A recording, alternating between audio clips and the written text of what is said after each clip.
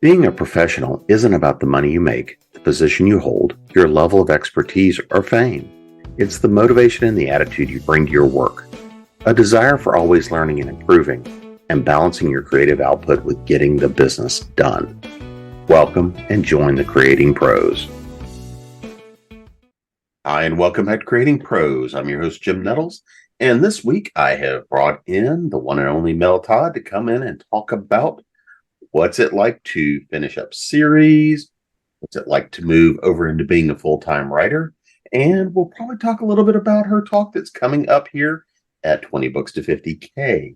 Mel, thanks for joining me this week. Thanks for having me, Jim. So let's talk about a little bit just about you and kind of the move in. You want to give everybody kind of a quick bio and all that kind of fun stuff? Well, as I said, I'm Mel Todd. I've been writing for a while. I started actually publishing back about 2013 and thinking around doing stuff. And then in 2016, life kind of kicked me in the teeth. And I decided to write what you can see behind me, which is sci-fi and fantasy. Why I had started out with romance, the choices you make in hindsight are highly questionable. But I started writing this and had much more fun and had a series really take off about 2 years ago. And since then, I have been writing like crazy. And in January of 2023, I took the leap, which I still question my sanity at times, and went to being a full-time author. So that's what I'm doing now, writing and trying to. The only person who gets to yell at me now is me. Yeah, it sucks when we're our own boss. Yeah, it really sucks. Our boss is always an ass. Always. So let's talk a little bit about kind of where you got that start in the writing bug in 2013. Like you said, you started down the romance path. Yeah, no, that's not when I got the writing bug. The writing bug was probably set firmly in me about the age of 6. I mean, I remember that I entered a short story contest. I've got to have been 15 or under. And I don't remember much except A, I didn't win, and B, it involved a Pegasus. So that's why I can say what the age range was. And then I found, you remember the old Macs where you had the dot matrix printers, so you had to scroll it on the little things? Yeah, I found reams and reams of that with like novels written on it and paper, longhand where I'd written out novels. So that's always been in the back of my mind. It's just that in the late 70s, early 80s, the only way to publish anything was to go through the whole traditional route.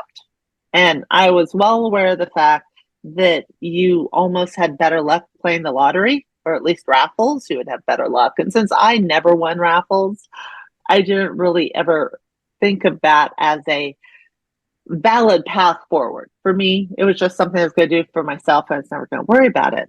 And then in about 2002, 2003, one of my friends introduced me to fan fiction. And I went, oh, this is fun. I get to write about people that I already like and get to have them do new things.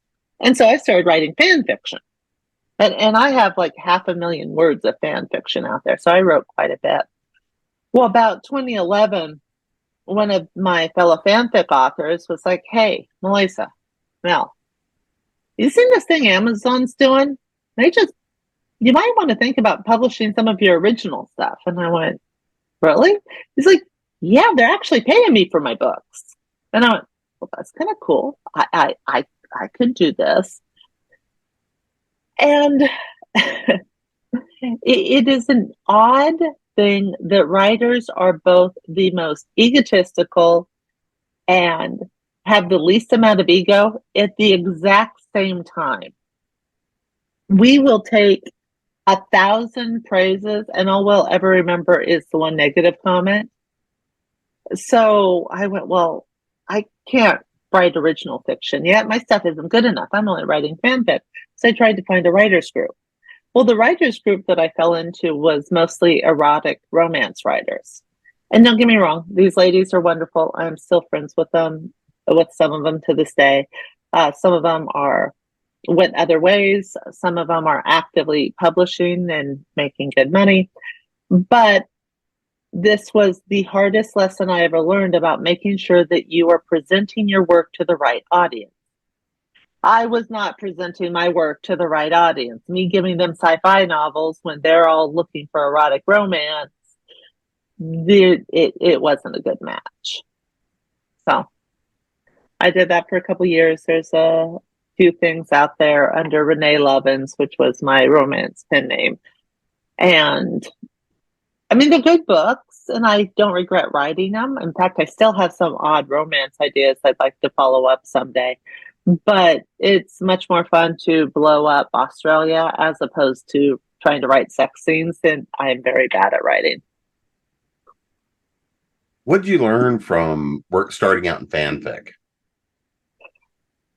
Mainly how to tell a story. I mean, fanfic fans are pretty harsh if you aren't telling them something they want to read, and also how to justify character action, because you start writing something that character would never do under any circumstances.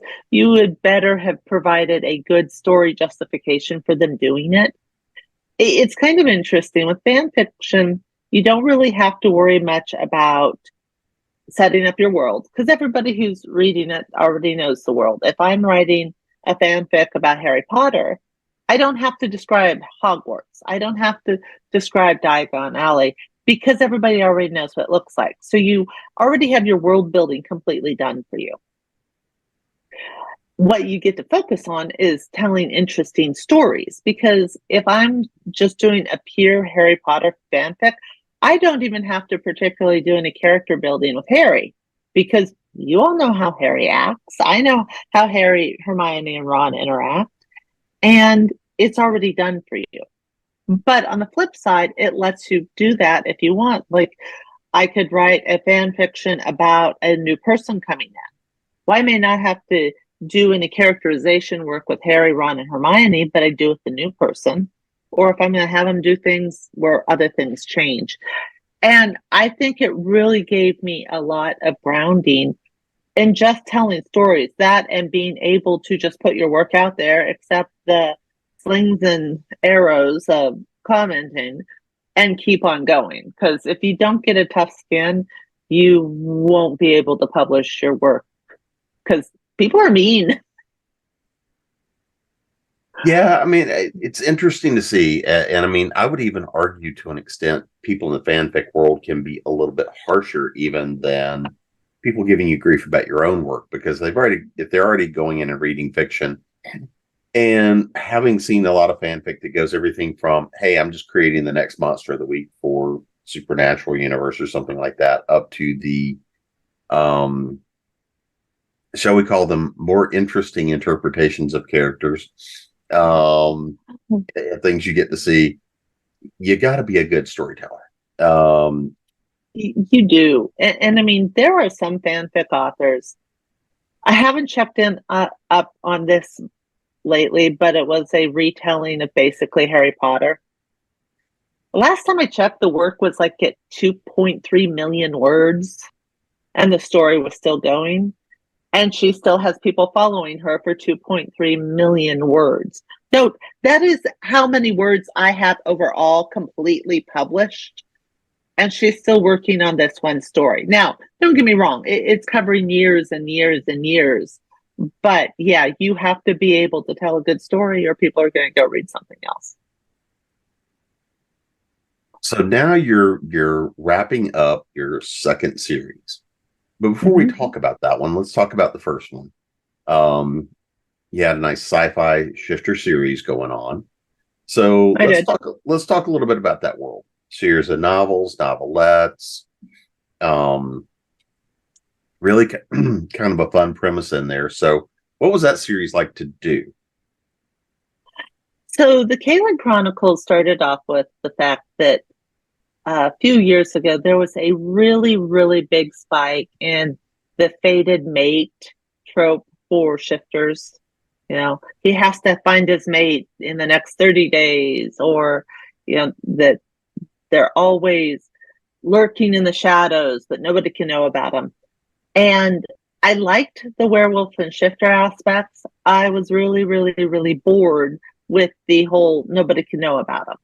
And so I wanted to write a story where everybody knew about shifters, where they weren't something that was hidden, where it was out there. And I just kept tugging on that string. I'd been thinking about it for a couple of years.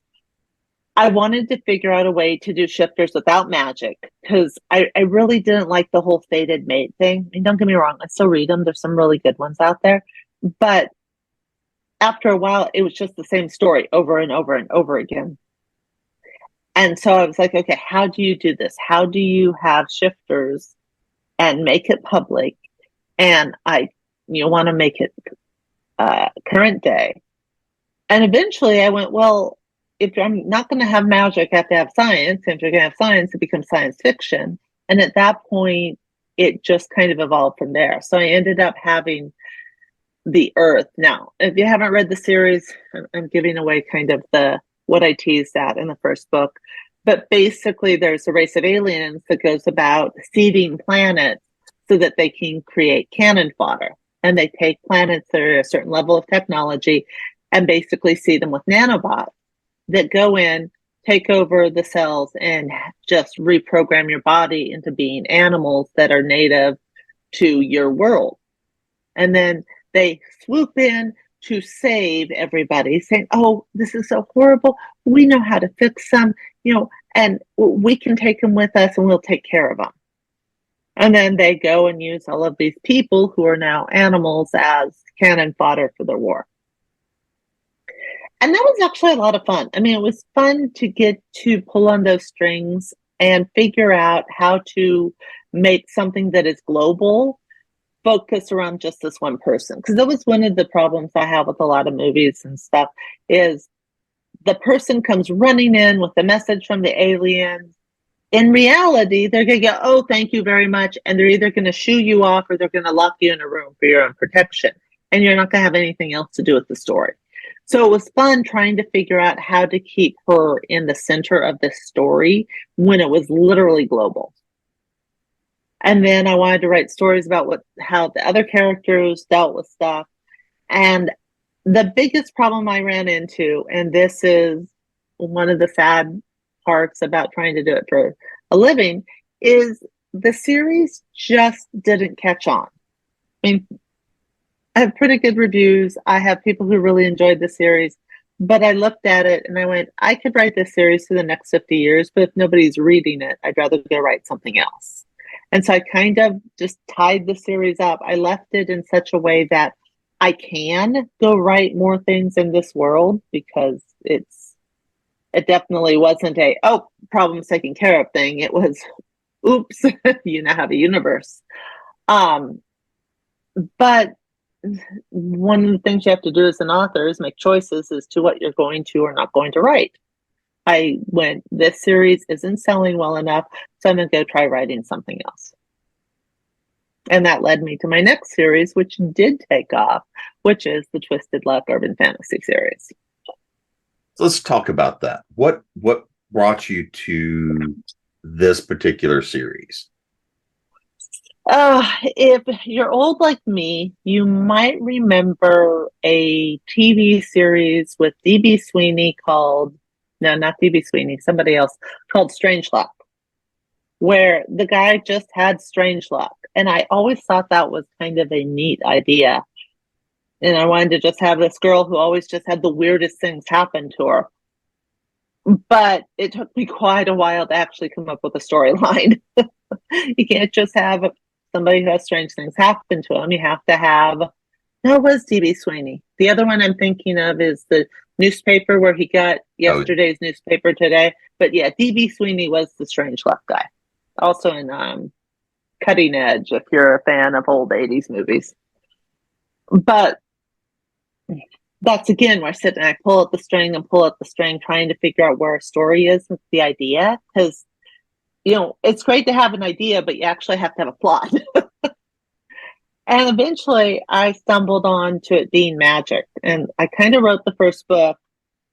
And you talk about a story taking on a life of its own. This series took a life of its own. Magic became much more complicated, which was one of the reasons I didn't want to write magic. But yeah, magic became much more complicated, and the characters became larger than life, and they pretty much ended up taking over my life. I've been writing that series for 3 years now. There are 8 books at over 800,000 words. There is 1, 2, 3 novellas, and the only story I've wrapped up is Corey's story, the main character. This is on an Earth that's just like ours, except magic entered into it in the 1850s and kind of changed a little bit of everything. I still have like 300 years worth of stories to tell. So that's what I'm trying to finish wrapping up the Twisted Luck series, start a new epic fantasy series, but then start also another trilogy within this world, which is called the Tronian universe, just because it is such an interesting world with so many little things that it's kind of like our history, it went this direction, and in this world, it went this direction when you come to historical moments. And sometimes the changes are huge, and other times they're tiny. Like an example of a huge change would be in my world, China still has a royal family and an emperor and empress. Okay, whereas in our world, they went to communism in the early to mid 1900s. A tiny change would be in our world, selective service started during World War II and drafted men into service. In my world, selective service started at the same time, but it drafts all mages, regardless of gender or anything else. You have to do that same service that we did just for selective service now applies to all mages. So some of the changes are really fun, and you get to just do different things with a history you already think you know. Well, one of the fun things with the story in the arc is core it's told really from a very personal level. It's not all happening in a year or two. It's a life arc, right? It starts with her basically at that 18, trying to figure out who she's going to be and just trying to survive, and then going through pretty much an entire living arc. What was it like to kind of figure out somebody's lifetime like that? Well, the thing that I have the most fun with is to constantly change her perceptions. And it's little things that you don't realize how much. We all joke that we turn into our parents, because when we're young, we're railing against all the things. And then by the time we get to their age, we're doing the exact same things that we were railing against as teenagers. And a lot of it is just learning and understanding all of the other things that you can't see. Well, I did that with her. So the first book, yeah, she's 19 going on 20. In the second book, she's 20 going on 21. And then the third book, she's 24. And so I'm jumping. And as I jump her age up, I'm also shifting her perceptions because she's starting to understand that there's a lot of unseen and unsaid things in life. And that what she first saw and would take it one way actually realizes there's a lot more complexity. The easiest example is I have a lot of subversive messaging in my books if you pay attention to it. And a lot of it is that if you are trained to do something, you lots of the times don't look past the training to figure out why and what this achieves. And so everybody in school is taught how to use their magic. Well, if you're only taught how to eat with your right hand, you never think about doing anything other than eating with your right hand until something happens to that hand. It is just something you're like, well, of course, that's what I would use my right hand for. And even if somebody said, well, why don't you eat with your left hand? You would go, well, it's easier to eat with my right hand. And so by training somebody in this very narrow, tiny box of how to use their magic, it lets you control them. Because if this is all you ever teach somebody, they don't think to go look at all the other stuff they can do. And that's one of the things that Corey ends up unraveling a lot, is figuring out just how the government controls people, how the way they are educated actually changes how people perceive how they use their magic, and how the government is much happier to have fat and happy mages, because fat and happy mages aren't actually out there seeing what else they can do with magic. And I do lots of stuff like that, where I'm pointing out that we tend to have our own blinders and flaws. But the other big thing that I did a lot with Corey with her arc was trying to make sure that she didn't ever have the ability to just say, oh, problem solved, it's taken care of. And having her get stuck in her own easy way out. I mean, if you're a busy mom and you have eggs, you're probably just going to make scrambled eggs for dinner. They're fast, they're easy. And if you do it often enough, that's going to become your first choice every single time. It's her being aware of the fact that her first choice isn't necessarily the best option. But it's hard to convince yourself to remember to go and buy potatoes and steak and everything else so that you have other options. I don't know if my analogy is making any sense. It's just a lot of it is learning what else you can do when you don't have a choice. And that's one of the things that I do a lot with Corey, is she is not the perfect person for this job. There's probably a lot of other people that would have been better, but she's the person who's stuck here. And so she is doing her absolute best to try to save everybody, even though she knows that there was probably somebody who would have been better at this than her, but she's the only person there. Well, and I think there's some other things that feed into that. I mean, much of her backstory is being an orphan without being an orphan, right? Her parents are there. They've just basically disowned her. And so I do this a lot. It's the standard trope that every main character is always an orphan, because you want to give them the traumatic backstory. And I wanted to play a little bit on how people react to grief, especially truly traumatic grief. And everybody handles it differently. It's one of those sayings that when you lose a child as a married couple, either your marriage gets stronger or it falls apart. And there's almost nothing in between. Either your marriage gets stronger or you end up divorced, because the trauma of having a child die is so polarizing. Well, I went, okay, how can I take the fact that people do weird things with grief and twist it to give me a character who has parents that literally cannot stand to look at her, and make it so that she doesn't have a choice except to be the strong one, because I'm going to be torturing her so much through the next 30 years of her life.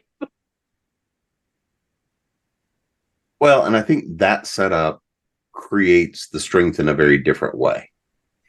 And also how she values the people that she creates family with. And that to me is one of the strongest points, is that very centralized found family and how you create those real relationships. And I think that's the fun part through that as well.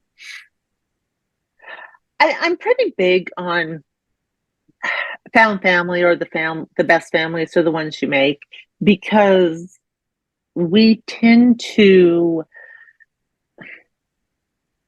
America in general and Western culture overall has become very, very narrow in what's the definition of a family. You have a man, you have a woman, you have 2.5 kids. That's it. Occasionally you have grandparents that are included. And historically, family was always a lot more fluid, because you had sisters and cousins and aunts and uncles that you lived with, and that you would often have multiple little groups within larger family groups because those were the people who would gravitate together. And I'm not necessarily talking sexual relationships, but these were the people who you could discuss things with, you could lean on. And up until relatively recently in Western culture, and by recent, I mean the last 150 years or so, you had those extended family and network groups. You still see them to a certain extent in very close religious societies, such as the Amish and Mormons. You will see a lot more of the whole having a best female friend who you do almost everything with whom most of your life. One of the problems is that as we get older and we grow, I mean, there are some of us who are still lucky enough to have high school friends, but for most of us, time, distance, life path changes that. And you lose these sort of friendships that in many ways are more formative for who you become than what your parents taught you are. You learn how to be friends. You learn how to do things. And I think that this found family idea is that you are choosing who to have the relationships with, even though they may not be within that narrow definition of what we currently say family should be. And that makes it a lot stronger, or at least I think it is. I mean, I have a pretty good extended network of friends that I can lean on. But even so, the people that you stay in contact with over years in some ways are the ones that you know are always going to be there. Or I'm talking out of my hat. You know, it's 50-50 either way. That's called being a writer. Yes, it is. I lie for a living. So what does it feel like to finally, after 3 years, kind of be bringing this story to a close, even though it's in a much bigger universe? I think I've been having depression.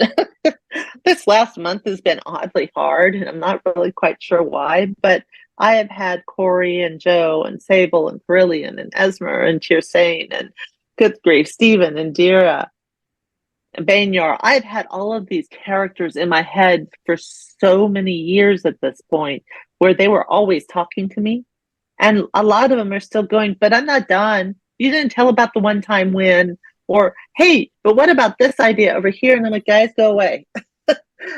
I could probably spend the rest of my life doing little.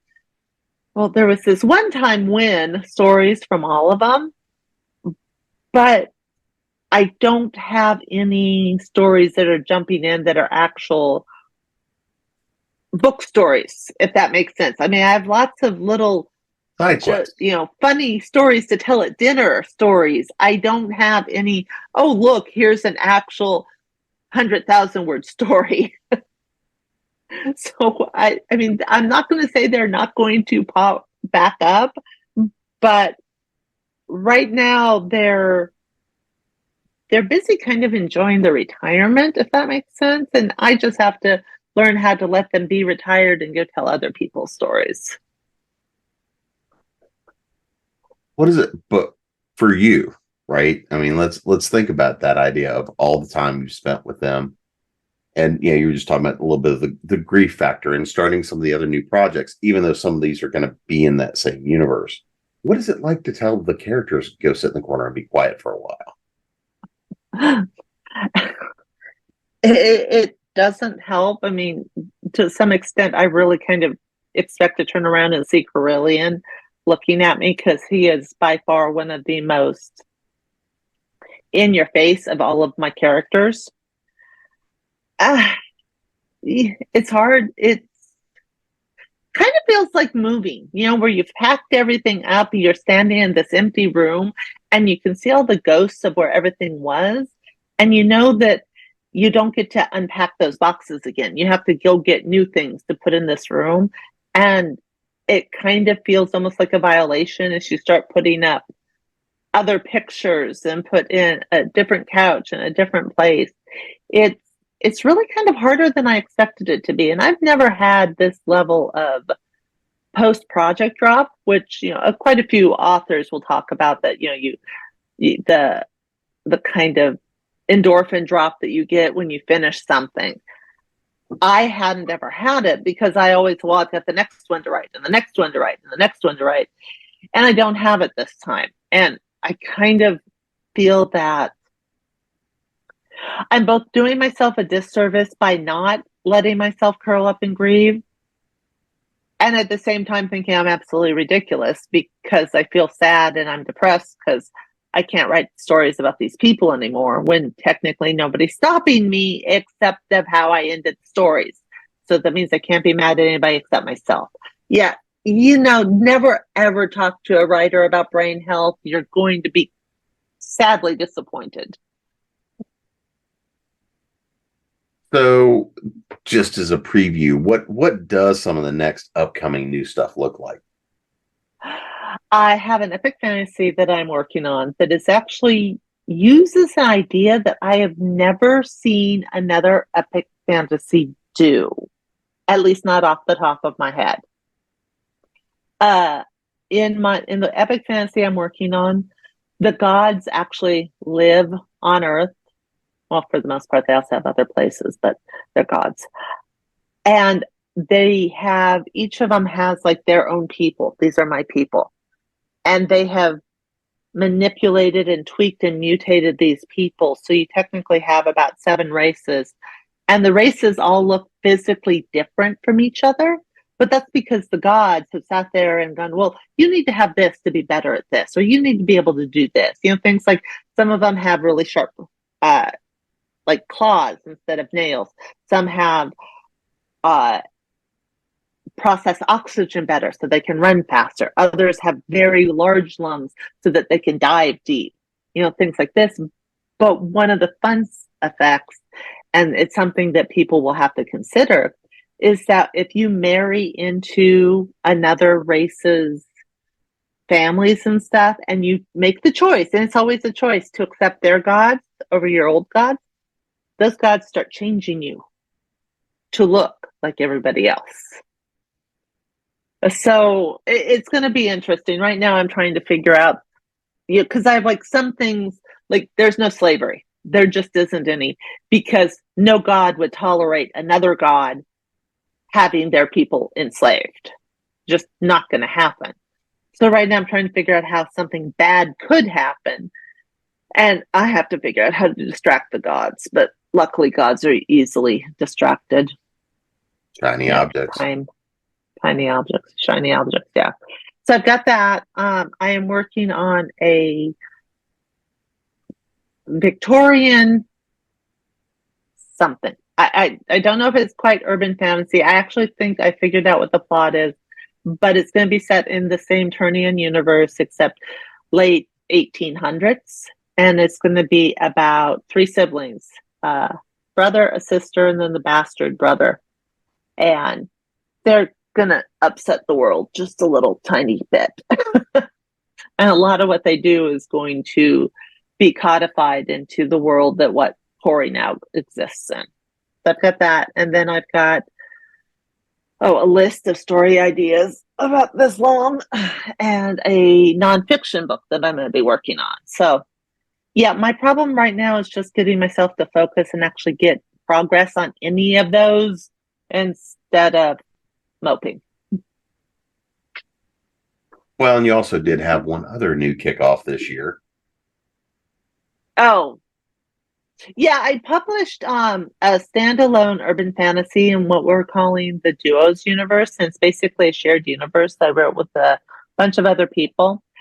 That one, I technically at some point may write another 2 books to turn it into a trilogy, but it kind of went on a sales aspect. So I'm kind of just leaving it out there until I feel either get a really great story that pops into my head or I start seeing some significant movement. Again, money. I have bills. I have food. I have clothes I need to buy. So that does mean I need to make sure that I'm writing things that are marketable or saleable, depending on how you look at it. Let's actually talk about the business side of it for just a little bit, because this is one of the things I don't think a lot of people necessarily understand. Is when you do make that hop from doing it on the side, doing it part-time, hobbying, fun, and all that sort of thing, to I'm doing this for a living, right? It's that I'm moving that full-on shift into being an entrepreneur. I'm creating product, I'm getting stuff out the door, and I'm making decisions, at least in part, having to blend the creative storytelling aspects with the business and the money making aspects, and the fact that there's times that there's stories we'd like to tell, but not sure that those stories will sell. And balancing that against, well, here's the business. How do I keep the business going? How do I put more words out the door? Because ultimately, software can be expensive. Hardware can be expensive. Time can be expensive. What has this shift into full-time writer been like for you? A lot more stress about money. I mean, I am definitely still in the 1% of authors. I actually make 6 figures a year off of my writing. But I still have to look at everything I write and go, how do I market this? So I am not a huge fan of write to market, but at the same time, I also acknowledge that you have to write to market. And here's what the difference is. A few years ago, and it's slowly dying now, zombies were the thing. Zombie stories were selling as fast as they could get written. And so popular opinion would be, oh, you should be writing zombie stories. Well, the catch is if you really don't like zombie stories and you write a zombie story, your story's going to suck. It only does you good to write to market if it is something that you actually have a story that you want to tell that is within that market, be it erotic romance, monster romance, zombie stories, whatever. There's always something. Right now, it seems to still be billionaire secret babies. If that isn't a story that you have a desire to actually tell, then don't write to market, because it's not going to be good. You're going to hate writing it, etc. But at the same time, one of the problems I've always had, because I'm weird, is I write stories that don't fit the nice, solid genres. So this is one of my lectures. You write a story and then you figure out what the genre is. You don't figure out your genre and then write the story, because genres are 100% about marketing. They are so somebody who goes, oh, I like sci-fi stuff, knows that they will probably like your stuff. They are not, oh, well, I have to write a sci-fi story. No, you just have to write a story that you can market as sci-fi if that's how you want to market it. So it's a lot of looking at stuff like that, and then also looking at silly things. Like, okay, so I've got this really great story idea. How in the world would I get a cover for that? And by that, I mean, is there a way I can create a cover that is going to tell somebody looking at the cover what sort of story this is? Or is it something where it has to wait until I can sell a book sheerly on my name and the fact that I wrote it? You have to think about things like that. You need to think about the fact that lots of writers nowadays have been burned by authors starting series and not finishing them. And I'm not necessarily saying that this is because the author went, oh, nope, I'm not making money. Lots of times, especially in the traditional world, the publisher would go, nope, your first 2 books in this trilogy haven't sold well enough. We're not willing to continue, and we don't want your next book. And they just drop the author. Well, that means that people out there got book 1 and got book 2 and never got book 3 because the sales of book 1 and 2 weren't good enough. So that wasn't the author's fault. The author couldn't do anything. You have other people who are extremely slow writers, such as Jean Ahl, who wrote the Clan of the Cave Bear stuff. I think I waited a decade for that last book. You have other authors who had life explode on them. One of them, named Melanie Ron, who I was really mad at for years, wrote first 2 books of a trilogy, and she's never written the last one because life apparently exploded in her face. So you have all of that you have to take into consideration. And know that the odds are that if you're writing a long series, you may not see very many sales until you have like 4 books out or 5, because people want to know, they want proof that you have a good chance of finishing the series. Okay. Which is probably one of the reasons why I now tell people not to write 8-book series, because I'm stupid. From what I have seen, the best bet is to write in trilogies. You write the trilogy, you go, have it mostly written, go boom, boom, boom when it comes to releases, and then it's done. And then if you're really smart, you're like Mercedes Lackey, who writes trilogy sets where this is a complete story arc, this is a complete story arc, and together they're another complete story arc. You have to be good. I don't know if I'm that good yet, but I'm going to try. Because that way people are getting things in completion, and it's also wonderful for them bundling them into single books. You can sell them as omnibuses, yada, yada, yada. The other issue that you have to think about more is, I do lots of conventions and I enjoy doing convention. If you only have 1 or 2 book series, or 1 or 2 series, and they're both really long series, you technically only have 2 books on your table you can sell, because nobody's going to buy book 5 if they haven't read book 1. And most people are only going to buy book 1 because they then need to see, especially if they don't know you, they want to see if they like your writing, if they like the story, if they like everything else. Well, that makes it really hard to have a table that makes it look like you have lots of books, because you technically only have 2 books that people are interested in buying, which makes it really hard to make money selling. So there's all of these little things that have nothing to do with story that you're having to take into effect. So like I said, I'm working on epic fantasy. It's either going to be a standalone or a duology. I have to see how if it comes out to be a 300,000 word story, guess what? It's going to be a duology, because I'm not printing a 300,000 word book.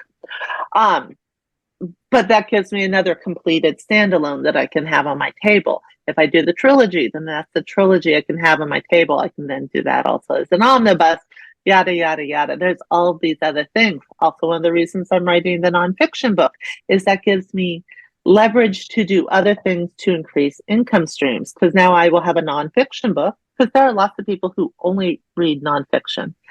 And it gives me something that I can then market to say, hey, I can come be a speaker at your conference, at your school, at your whatever, about this subject or about this. And so it's wearing all of the hats with only one head, and you wonder why writers are insane. Well, writers aren't sane because, well, we write because that's what maintains the insanity. It keeps the voices moving, keeps the voices moving. That way they're not just setting up camp on top of each other. Yeah. So you're getting ready to head off to 20 to 50K. And you've got a talk you're going to be giving there, which is going to lead into that nonfiction book. You want to talk a little bit about this talk and kind of the importance of it, and what you hope people will get out of that? So I often mention in lots of interviews and stuff, I just say life kicked me in the teeth in 2016. Mainly because if I say what happens, it tends to derail things really, really hardcore.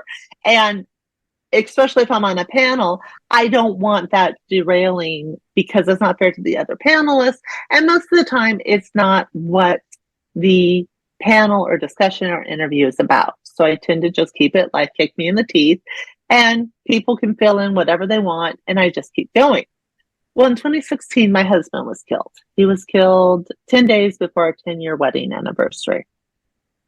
And he had been my biggest cheerleader, my biggest fan, even though he didn't like romances at all. He still was the one person who knew I could do it. So I took a year off, dealing with grief, dealing with, all the fun stuff that comes with death. Trust me, there's so much paperwork. And came back realizing that the person who was writing the day before he died and the person now were 2 different people. They didn't sound the same. The stories they told weren't the same. The things they cared about weren't the same. And so I had to sit back and figure out who the author Mel Todd was going to be and what she was going to write. And if you're somebody who's very big on an author's voice, and by voice, I mean how they tell the story, how they communicate through words, you will notice a difference between the voice I had before his death and after. For some people, it's a very big dissonance. And for other people, they're just like, they're just different stories. But it meant that I had to learn how to write again. And when you're talking about something that does huge polar shifts of who you are internally, it isn't like riding a bike. It isn't. It is like being a cross-country skier and trying to figure out how to do slalom, however you say that word, downhill, little fast skis. You have to figure out how to do everything again. And so the book that I'm working on is called Art After Grief. And it's the talk that I'll do 20 books. In 20 books, I'll be specifically talking about writing after grief. But a lot of what I talk about is acknowledging that grief is simply the word that we use to describe when you have lost something that matters to you. Grief is not always just death. It can be your marriage is over. It can be a bankruptcy. It can be losing something that was infinitely precious to you. You experience grief whenever you experience loss, and every loss changes us. Every huge joy changes us too, but usually we're much more welcoming and accepting about those changes in our life. I mean, I'll probably need to add a post notes after the book that say everything I talk about here also works after you just had a kid, because it's still a huge difference. The person you were before and the person you are after are two different people. And so that's what I'm going to talk about. The book itself will just talk about more of your art, because for some people their art is painting, some people it's sewing, some people it's baking. Your art can be whatever is that passion that you have to create. That's your art. It doesn't always have to be writing or something highfalutin. It can be something as simple as maybe that is how you clean your house is your art, and you have to get back into it. So I'm going to talk about, what grief is, the ways you can get through grief, and trust me, the only way out is through. And then how you can start when you realize that you're ready to begin again, but none of your old processes work. And we will see if I can write that out to be a book, because it's not as easy as saying, just do it. Just do it is disingenuous and causes a lot of people to give up. You have to have a lot more grace with yourself than just do it. Well, and I mean, for me, and this is a talk I've given that I think ties into this, is finding your new why. Because a lot of the time, one of the biggest things you have to look at is why you decide to do anything, right? Mm-hmm. And if money is the only motivation, then when you hit certain kinds of roadblocks, which can be a lot smaller than death, a lot of small roadblocks will be enough to derail people from taking on things that they truly love and want to do. But if you understand why you want to pursue, especially creative work, but any kind of work, if you understand your why, you can then take on the challenges, but you can also take on the rewards in a very different and much more beneficial way. If you are looking at that why, you understand the motivations, the rewards, and all those sorts of things. But it's also what helps you push through. But anytime you have something so major, so transformational, it cannot help but make you question your why and often change it. See, and I guess I'm one of these authors who it's like, what do you mean my why? If I don't, the voices in my head are going to drive me insane. Which is a good enough why, right? My Otherwise, I'm going to start stabbing people. And people would prefer if I don't do that. I don't understand. People don't like being stabbed. It's I guess. Well, writers are crazy by nature. But there's a reason for that is the work's got to get out. The creativity has to get out. Mm-hmm. But even so, I think that there's that why factor change. The voices we've got to get out change. Like you were talking about, the voice, the how that gets them out on the page changes, and the story changes, the harmonic changes. Oh yeah, very, very much so. I mean, for me, you will notice that most of my writing under Mel Todd doesn't have romance story arcs in them at all. The few sex scenes that I do have tend to be more violent and not about sex as much about power. And mainly it's because even now I'm still not ready to write somebody else's happy ending. And that one, I suck at writing sex scenes. But mostly I didn't feel like writing. I mean, don't get me wrong. I'm not saying that I'm not cut out for love or anything like that. It's just more of I don't really have the desire to write the love story arc from hi, who are you? Oh my gosh, I love you. I can't live without you. That story arc. Because it still just hurts too much. And I'd rather blow up Australia. It's just more entertaining. Yeah, well, I blow up California for a variety of reasons, but there's something to be said for it's easier to get rid of the body on the page than anywhere else. Yes, it is. Well, when does Corey's final book drop, and where can they find it? The final book called Balanced Luck will show up on Amazon bright and early in the morning of November 3rd. And it will be in Amazon basically in KU for the first 90 days. And then starting next year, everything in the Twisted Luck series is being pulled and it will go wide. So we will see how that works at that point. And where can everybody find you, Badash Publishing, all that kind of good stuff? You can find me at badashpublishing.com. You can also find me under meltodd.com. So I suck at updating both websites because I'm just like that. However, Badash Publishing does have a store, and you can buy most of the stuff through the store, which I am good about updating. Other than that, I have 20 books to 50K coming up in November. And then I will be at Chattacon in January up in Chattanooga, Tennessee. And then I will be at Superstars Writing Conference in Colorado Springs, Colorado.